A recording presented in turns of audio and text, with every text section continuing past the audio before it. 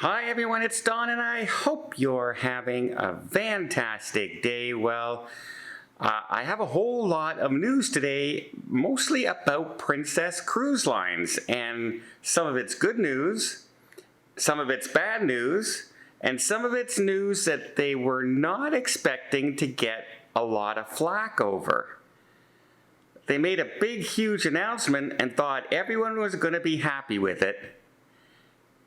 And yeah, a lot of their loyal fans aren't.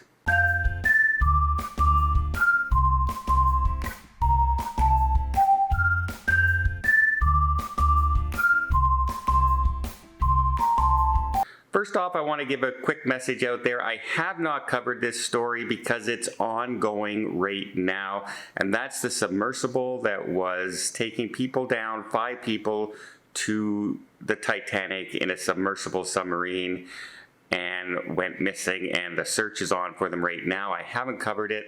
It's all over the news. I just hope it's resolved, that they're rescued. To me, that's terrifying. Claustrophobia, underwater, it would be terrifying to me. And so I wanted to let it all play out, and then we'll cover the story later in more detail, because things are changing left and right all the time. I just want to say I really, truly hope that everything works out for the best and they are rescued.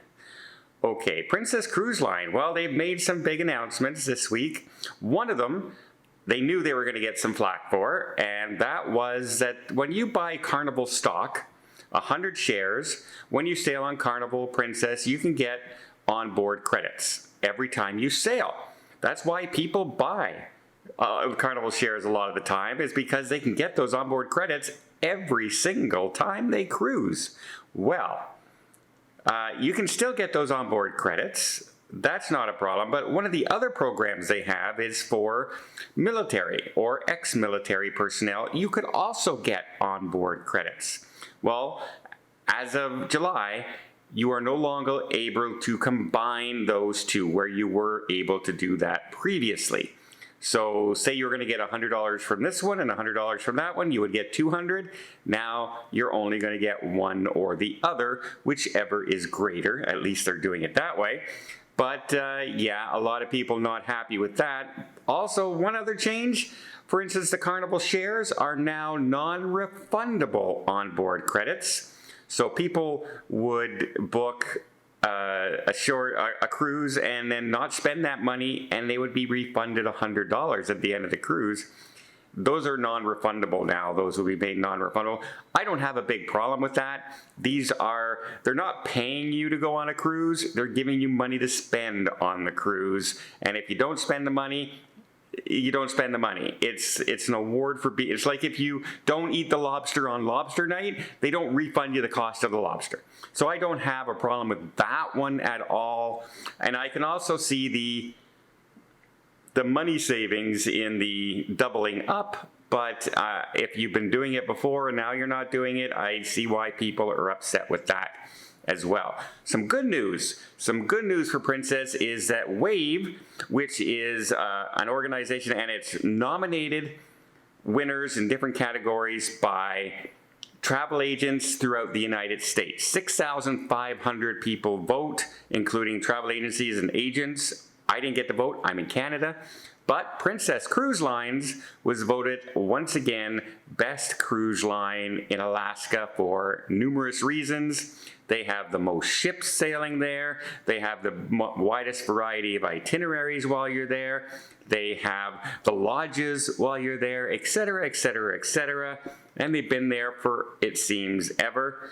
It's the 4th time this WAVE has awarded Princess best cruise line in Alaska. So I can't disagree. I like taking Princess to Alaska.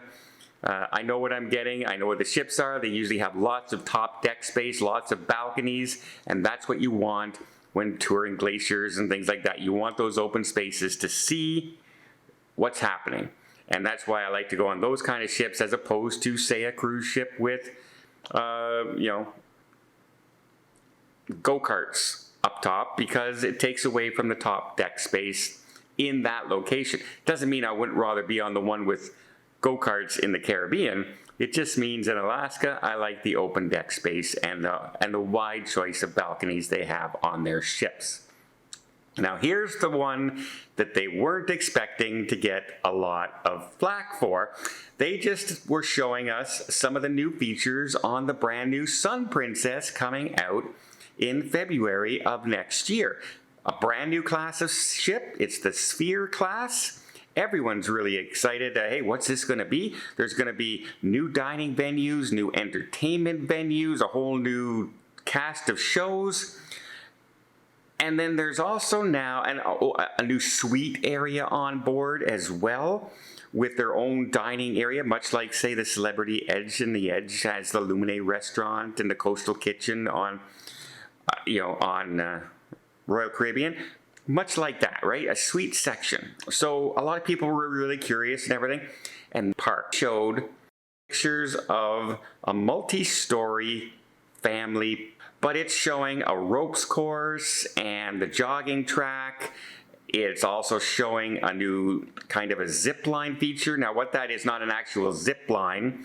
What it is you're strapped in and it's like a motorized, you get handlebars over you and you can speed up and you can slow down and it takes you around the outside of the ship. That sounds right at home on Carnival, Royal Caribbean, Norwegian. It doesn't sound right at home on Princess.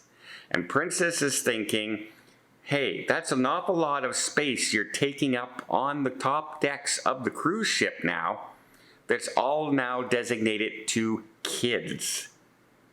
And maybe young adults or teenagers, as opposed to the normal crowd that is on 99% of the cruises are a much older demographic. At least 40 years old and above is a normal demographic on a Princess cruise ship.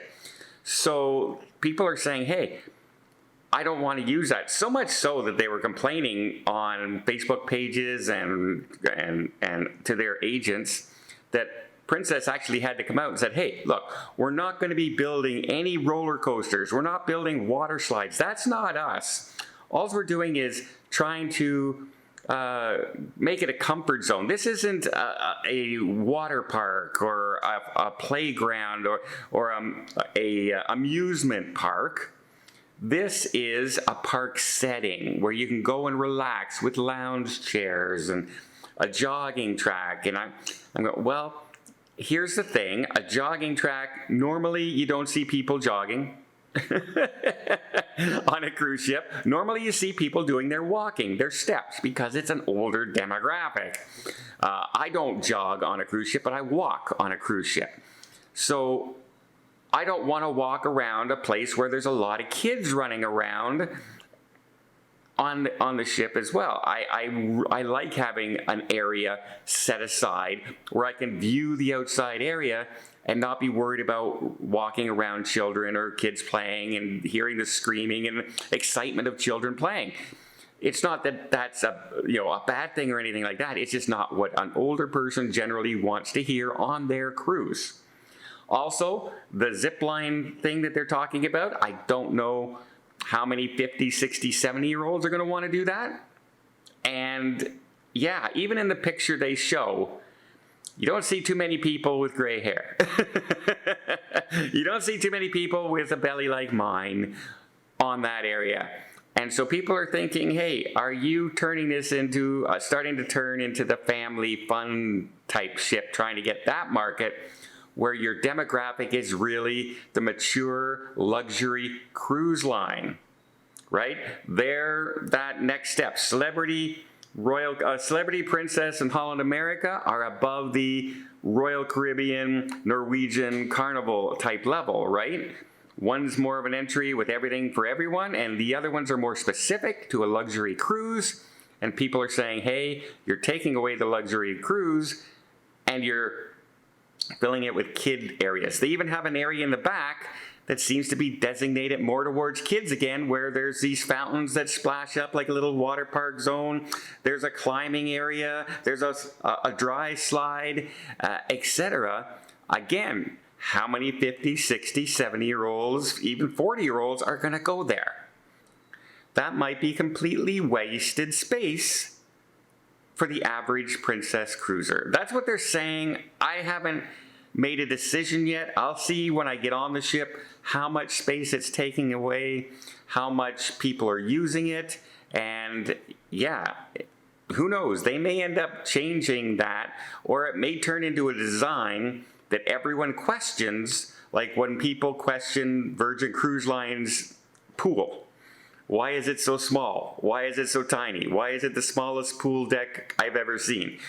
Why are you putting a family fun zone on a luxury cruise geared towards adults? That might be a question that needs answering.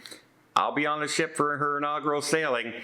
We'll see if we can get some more answers. But yeah, a lot of people not happy with seeing that on a Princess cruise ship. Let me know in the comments down below. What do you think?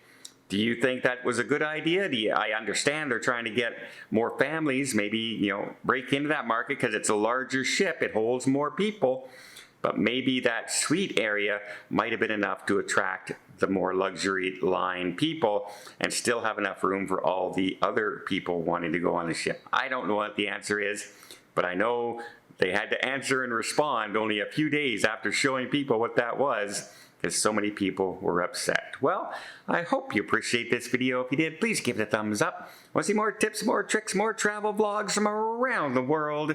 Hit that subscribe button. Until next time, have yourself a safe and a great vacation.